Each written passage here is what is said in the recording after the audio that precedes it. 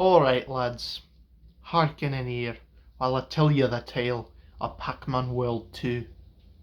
I figured tonight is a very stormy night, so gonna come at you with something a little more heartfelt, something a little close to the organ in the chest. I absolutely love Pac-Man World 2. It is one of my favorite platformers, 3D platformers of all time. Yes, I am even willing to, put aside Mario, Sonic, all that for Pac-Man World 2. I don't know what it is about Pac-Man World 2.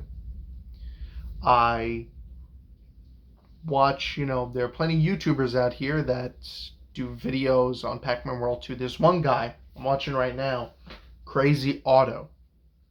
If you get the chance, go over and subscribe to his channel.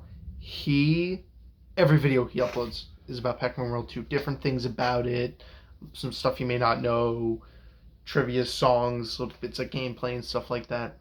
But I seem to notice, I'm not sure if it's because I've been looking it up lately, but for some reason Pac-Man World 2 seems to be getting a lot of people are starting to drum up about it more now. And I've been literally singing its praises since day one.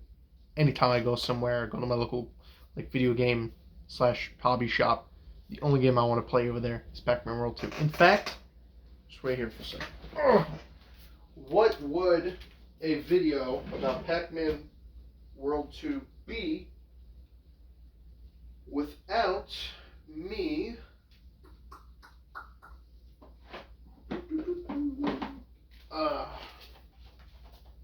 showing off my copy? There you go. I played the GameCube version growing up. And funny story about how I actually even came upon Pac-Man World 2. I was living in Florida, I think, at the time. And I was really into video games in Florida, really into GameCube.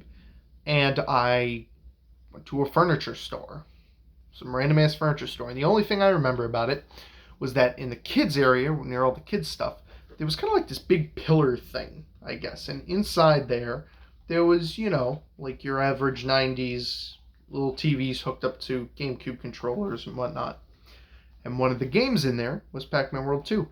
And I even remember the stage. It was I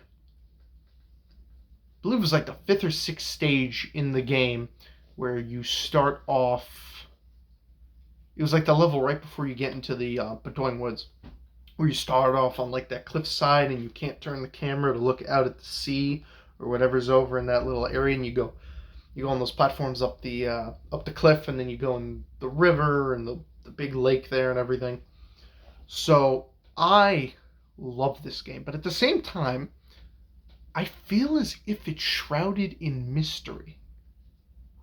Mainly because any information that people try to get on development and whatnot with this, other than some pictures of like the beta and some concepts that they had beforehand, I don't think anyone's actually been able to successfully at least contact anyone who helped make this game.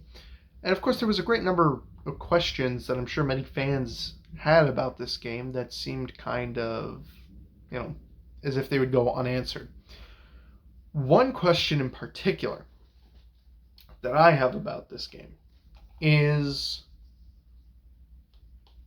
why is it that when you first, I believe Blinky is the first boss of the game. You verse the 4 ghosts from Pac-Man. They're the bosses until you fight the main boss, Spooky. One of the things I find confusing is why Blinky has like a mechanical frog with a really cool type of attack type thing. Like he shoots a tongue out at you and you got to jump on the tongue and then either destroy the tongue or rev roll into the frog's mouth to defeat it.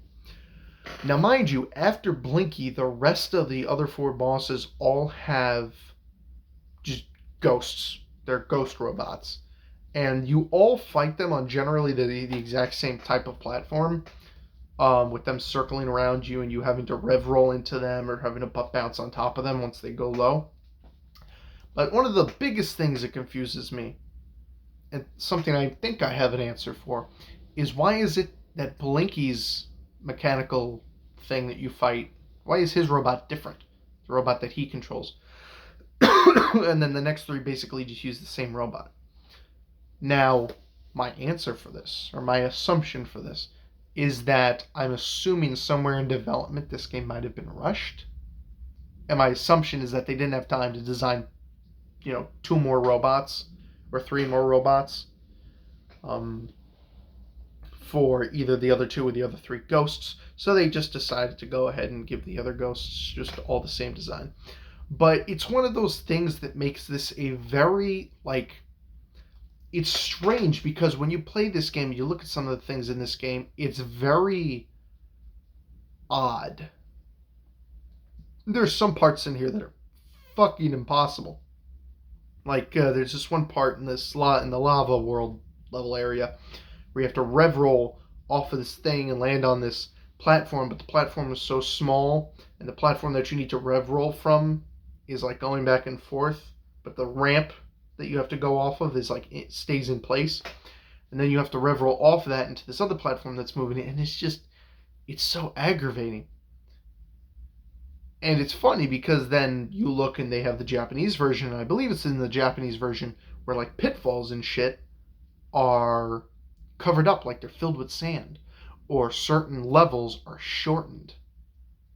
And it seems Pac-Man World 2 always seemed like a very, I guess, a kind of, I don't want to say rushed.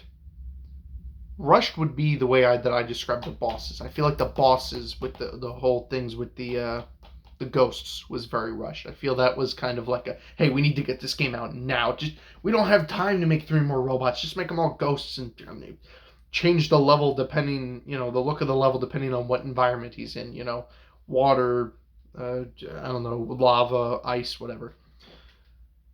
And then you come to the level designs, and the level design. It's funny because I feel like, okay, you'll definitely know this if you play this. Two of the treetop levels, two of them end exactly the same. It's like the game was just copy and pasted.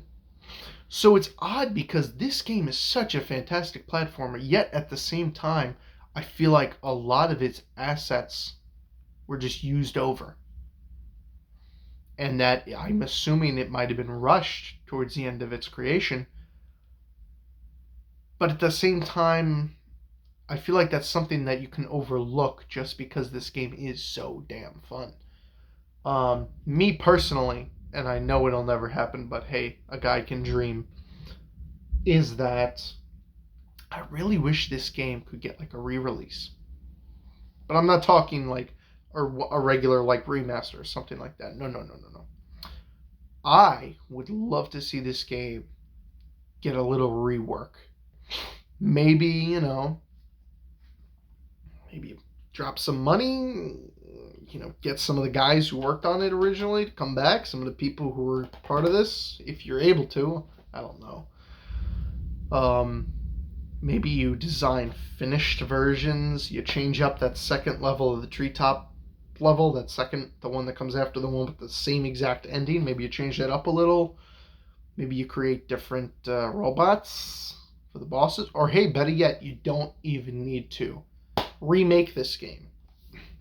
You make Pac-Man World 4, ready? Right? You make Pac-Man World 4, The Revenge of Spooky.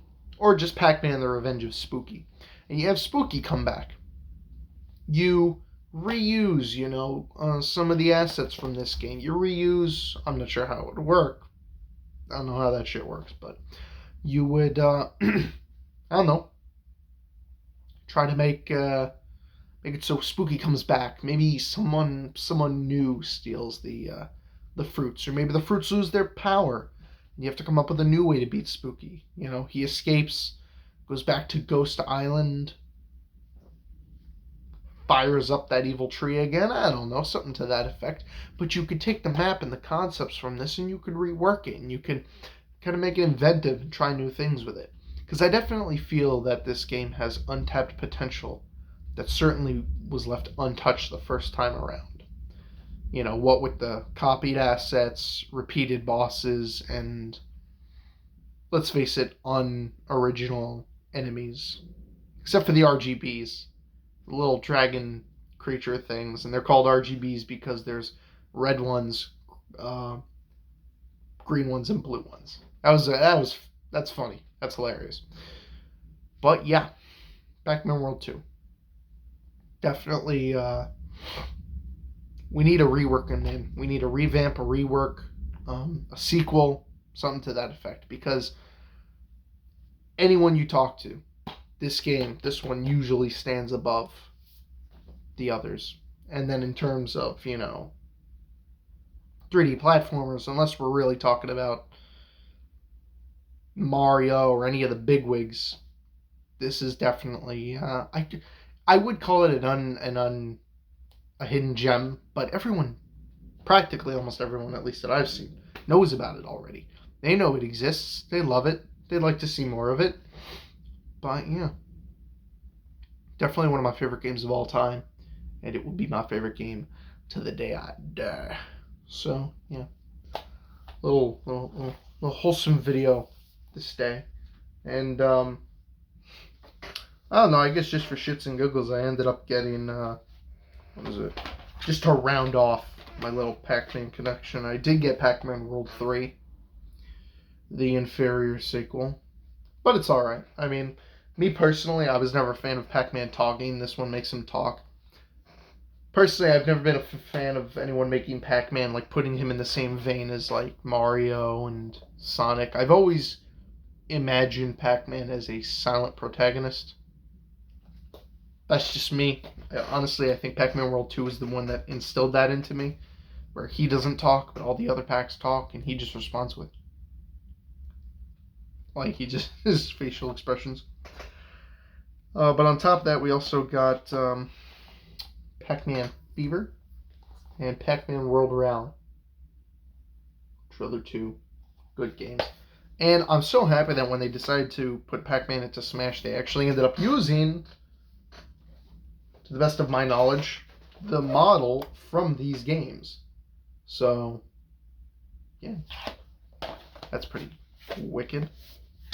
And that is why I always lose in Smash Bros. Because Pac-Man is my main, and I refuse to ever replace him. Except with maybe Meta Knight. Meta Knight's pretty cool. I like his ability to teleport, kind of. I also like his ability. But this isn't a video about Smash. I'll cover that another time. So yeah, Pac-Man World 2. Please, let's see a reboot. Let's see a remake. Let's see a sequel. The Return of Spooky. The Revenge of Spooky. Pac-Man, Revenge of Spooky. And, yeah. Bring back his classic moves and whatnot. Butt bounce, rev roll. Make it good. Make it clean. Make it hot. And I think that's going to do it for this video. Thank you a lot for joining me, and I'll see you next time.